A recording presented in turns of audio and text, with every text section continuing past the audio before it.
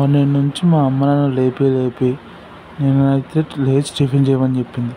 సరే అని లేచి టిఫిన్ చేద్దామని లేస్తే మా చెల్లి ఇంకా దోశలు వేస్తూనే ఉంది. సరే అని చెప్పి లోపు బ్రష్ చేసి వచ్చి కూర్చొని టిఫిన్ అయితే ముగించేశాను. అంతేగా ఏంటా బయటికి వెళ్ళని చూస్తే మా పక్కన ఉన్న ఉమ్మక్క వాళ్ళైతే పిండి స్టార్ట్ చేశారు. ఫెస్టివల్స్ ఏంటగా పిండి వంటలు ఎందుకంటే చేసుకోవాలనిపిస్తుందని చెప్పేసి అని మొత్తం పిండి అయితే పట్టించుకొని వచ్చి చేసుకున్నారు. అండ్ ఇది ఇలా ఉండగా ఇంకోవైపు పొయ్యి అయితే ముట్టడానికి అన్నీ అయితే వచ్చాయి. అండ్ మా సాయి బ్రో అయితే మా మట్టికెళ్ళకైతే మంట అయితే పెట్టడానికి ట్రై చేస్తున్నారు, కానీ మంట అయితే సరిగ్గా వెలగట్లేదు. అండ్ తీరా మా అమ్మ అయితే వచ్చి కర్ర అయితే మంట అయితే వెలిగించింది. అండ్ ఇంకోవైపు మగ్గాలు అయితే రెడీ అవుతున్నాయి. అండ్ వాళ్ళే సగం అయిపోయేలోపు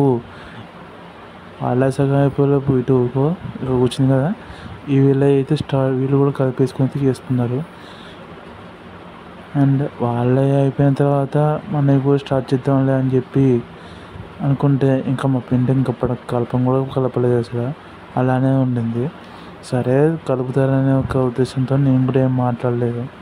అండ్ తీరా ఇంకా బయటికి వెళ్ళి చూస్తే ఇంకా వీళ్ళు కలపడమే పనిగా పెట్టుకున్నారు. అండ్ అమ్మ అయితే వాళ్ళకి హెల్ప్ అయితే చేస్తుంది. మనమేమో ఏం తెలియక ఇంకా వీడియో రికార్డింగ్ అయితే చేసుకున్నాం. అండ్ పిండి కూడా ఇంకా వాళ్ళు అయిపోయిన తర్వాత కలుపుతారేమో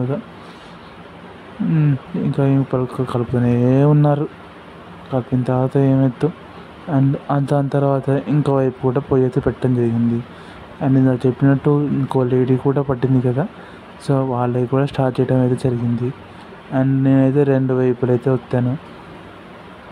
నేనైతే 2 పొయ్యిల వైపు అయితే ఒత్తడం జరిగింది. ఇక్కడైతే వీళ్ళది ఇరిగిపోయిందనమాట.